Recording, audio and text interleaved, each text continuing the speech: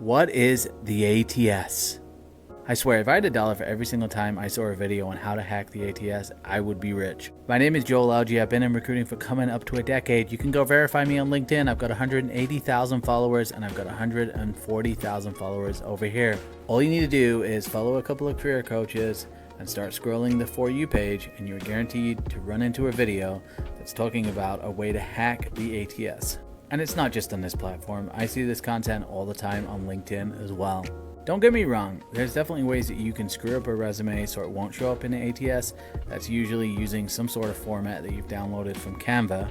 But a lot of times the techniques that I'm hearing are kind of like SEO, where they're encouraging you to keyword stuff your resume in an effort to bypass the ATS. But in my estimation, a lot of these videos are actually forgetting what an ATS is. An ATS is essentially a filing system for electronic resumes.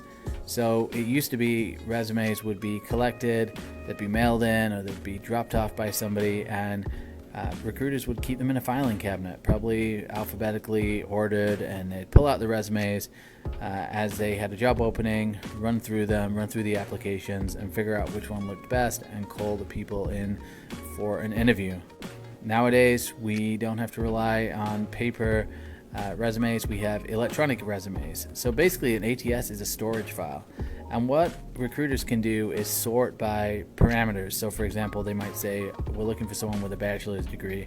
So they can filter through all the resumes that have applied to a job and find the ones that have a bachelor's degree. You could also search by software. So for example, if you were looking for engineers with Python experience, you could use those keywords. So essentially an ATS is like an electronic filing cabinet for recruiters to make their lives easier. Here's where it gets fun though.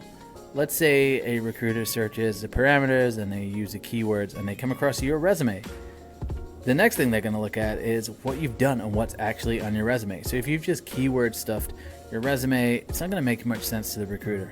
This is why when I'm talking to people about their resume, I really have them focus on accomplishments and achievements over just keywords and buzzwords. The recruiter doesn't care how collaborative you are and how much of a self-starter you are. No, what they care about is the projects you've worked on, what you've accomplished, and really what you've actually done in your current role. They then do a comparison between your experience and the position that they're trying to fill, and if it looks good, they'll reach out to you for a phone screen. Ultimately, this is why ATS hacks don't work, because the real hack to getting past the ATS is to make sure that you're qualified for the positions you're applying for.